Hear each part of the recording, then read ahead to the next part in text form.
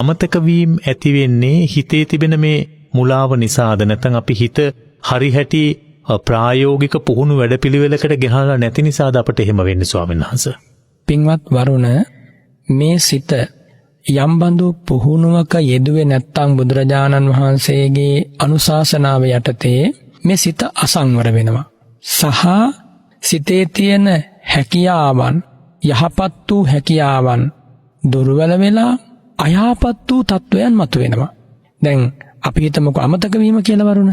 ඒ අමතක වීම එන්න වැඩි වෙනකොට කියන්නේ යාර නිතර අමතක වෙනවා කරන කියන දේවල්. හැබැයි අනිත් පැත්තෙන් විමසලා බලද්දී ওই තැන් වල යාට පොඩක් තරහ වැඩි, රාගය වැඩි, මාන්නය වැඩි, ආන්නේ වගේ පැත්තකුත් තියෙනවා වරුණ. ඒ කියන්නේ කුසල පාක්ෂික ධර්මතා මේ මනසේ ක්‍රියාශීලීත්වයෙන් අඩු වෙන්න අකුසල පාක්ෂික ධර්මතා බලවත් වෙනවා. පිටමක මතක නැති වෙනවා. හැබැයි යාගේ රාග දේශත් ඒත් එක්කම සාපේක්ෂව අඩු වීමක් සිදු වෙනවනම් ටිකක් හරි හිත හදා ගන්න පුළුවන්. කමක් නැහැ මගේ කෙලෙසුත් අඩු වෙනවනේ මේ සමග කියලා.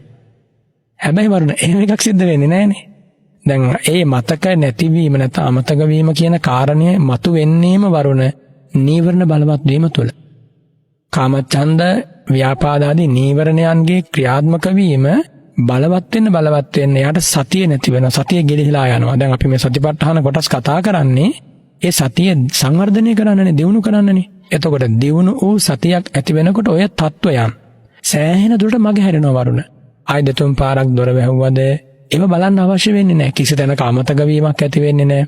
බඩු මුට්ටු අමතක වෙන්නේ නැහැ. සමහර මිනිසුන්ට වරුණ මේ අත්‍යවශ්‍ය දේ අමතක වෙලා අත්‍යවශ්‍ය තැනකට යද්දී එහෙම අවස්ථා එනවනේ. ඉතින් ඒ එන්නේ සතිය ගිලිහිලා ගිහිල්ලා විශාල මේ ලෞකික අරමුණු ප්‍රමාණයක් එක්ක අධිකව මේ මනස වෙහෙසකර බවට පත් වෙලා අතීත අරමුණු, අනාගත අරමුණු සහ මේ වර්තමානයේ එදිනෙදා ජීවිතය කරන ගනුදෙනු මේ සමස්තය සමග සතියක් නැති බව, චිත්ත ඒකාග්‍රතාවයක් නැති බව, යෝනිසෝ මනසිකාරයක් නැති බව කියන කාරණය බලවත් වෙලා. ඒ වගේ තැනකදී වරුණ මේ අමතක වීම විතරක් නෙමෙයි, තවත් දේවල් වලට මුහුණ දෙන්න සිද්ධ වෙනවා. අමතක වීම එකක් විතරයි. සමහර විට කියන්න හොඳ නැති නුසුදුසු වචන යාගේ අතින් කියවෙනවා.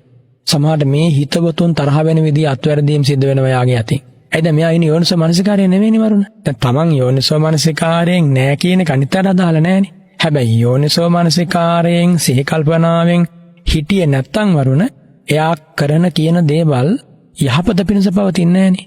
මිත්‍රත්වය අමතක වෙන්න පුළුවන්, යුතුයකම් අමතක වෙන්න පුළුවන්, වගකීම් අමතක වෙන්න පුළුවන්, පොරොන්දු කැඩිලා යන්න පුළුවන් නේද වරුණ? එහෙමයි ස්වාමීන් වහන්සේ. ඒ තුල යාට තවත් ජීවිතය අවුල් වෙන පැත්තට විතරයි කටයුතු සිද්ධ වෙන්නේ. තනස මම ඔයටම ගලපලා තවත් කාරණාවක් ඔබ වහන්සේගෙන් දැනගන්නට කැමතියි. දැන් අපි යම් දෙයක් කියනකොට ස්වාමීන් වහන්සේ කියන දේ පිළිබඳ අපට අවබෝධයක් තිබෙනවාද? දැන් මොකද යම් දෙයක් හිතන්නේ නැතිව අපිට එහෙම කරන්න පුළුවන් කමක් තිබෙනවාද? සිතට ඇතිවන සිතුවිලිද අපි ක්‍රියාවට හැම විටම නංවන්නේ ස්වාමීන් වහන්සේ. සමහරු කියනවා නොහිතා කිව්වේ, නොහිතා කරපු දෙයක් ඒක මම හිතුවේ නෑ ඒ ගැන, ඒ වෙලාවේ ඒ විදිහට මගේ කටින් ප්‍රකාශ වුණේ මං හිතලා කරපු දෙයක් නෙවෙයි. මේ වගේ ප්‍රකාශ තියෙනවා ස්වාමීන් වහන්සේ. මේවා බොරුද? අපිට එහෙම සිතුවිල්ලක් ඇති වෙන්නේ නැතුව, එහෙම නැත්නම් අපිට හිතන්නේ නැතිව එහෙම ක්‍රියාවට නංවන්න පුළුවන් ද? ක්‍රියාවට නැං වෙනවාද ස්වාමීන් වහන්සේ? පින්වත් වරුණ, සිතක් පහළ නොවි කාය කර්ම, වචී කර්ම සිද්ධ වෙන්නේ නැහැ. තථාගත ධර්මයට අනුව යම් බඳු වචනයක් කතා කරද්දී ඊට පෙර ඒකාන්තයෙන් සිත් පරම්පරාවක් පහළ වෙනවා. චිත්තක්‍රියා වායෝ ධාතුවක් ඒ අනුව ජනනය වෙනවා. ඒ අනුව වචී විඤ්ඤාති රූපය පහළ වෙලා තමයි වචන කතා වෙන්නේ. ඔය කියන්නේ වරුණ නොහිතා කතා කළා කියලා එයා යෝනිසෝ මනසිකාරයෙන් ඒ පිළිබඳ පසු වුණේ නැහැ. දැන් රාහුල ස්වාමීන් වහන්සේට භාග්‍යවතුන් වහන්සේ දේශනා කරනවා, රාහුලයනි වචනයක් කතා කරන්න පෙර පච්චවෙක්ඛිත්වා අපච්චවෙක්ඛිත්වා හොඳට සිහියෙන් නුවණින් කල්පනා කරලා ඒ වචනේ කතා කරන්න සූදානම් වෙන්න. ඒ කතා කරන්න පෙර එහෙම කරන්න බැරි වුණා නම් කතා කරන වෙලාවේ හෝ මෙනෙහි කරන්න මේ වචනය නිධානවතී වචනයක්ද, අර්ථාන්විත වචනයක්ද, බොහෝ දෙනාට හිතසුව පිණිස පවතින වචනයක්ද? ඒ සියල්ලටම පෙර වරුණ තමන්ගේ පැත්තට මේ වචනේ යහපත පිණිසද පවතින්නේ කියලා හිතන්න කියනවා. එසේ නොවේ නම් මේ වචනේ කතා කිරීම ඉඳුරාම නවත්තන්න. හැබැයි වරුණ එතෙන්ට ඇවිල්ලත් සිහි කල්පනාව ඇති උනේ නැත්තම් යා වචනේ කියවුණා නම් එසේ විමසීමකින් තොරව කියලා ඉවරුණාට පස්සේ හරි හිතන්නේ කියලා මම මේ කියපු දේ හරිද කියලා වරුණ. අවස්ථා තුනකදී ප්‍රත්‍යවේක්ෂා කරන්න ඕන. ඒතර තුනදී ප්‍රත්‍යවේක්ෂා කරලා අපි ජීවිතේ හුරු කරගත්තාම කතාබස් කිරීම සහ කායික ක්‍රියාකාරකම් ටික දවසක් යනකොට වරුණ කතා කරන්න කලින් එයාට එනවා මේක කතා කරන්න හොඳ දෙයක්ද නරක දෙයක්ද කියලා. යමක් කරන්න කලින් එයාට යෝනිසෝ මනසිකාරය පහළ වෙනවා. ඉතින් ඒ වගේ තැන්වල තියෙන්නේ වරුණ එයා මේ ධර්මයේ තුල සිත කය වචනේ පුහුණු කරලා නැහැ. ඒ පුහුණු නොකිරීම නිසා තමයි වහා වචන කියවෙන්නේ. ඊළඟට අර නොහිතා කිව්වා කියන සමහර දේවල් එහෙම වෙනවා. ඒක එච්චර දුර දිගක් ඒ ගැන කල්පනා කරලා ඒකේ ආදීනමය අනතුරු ඒවා දකින්න නැතුව ඔහේ කියනවා. ඉතින් ඒ වගේ සිදුවන අනතුරු බලවත් මේ සාමාන්‍ය ජීවිතයට පවා.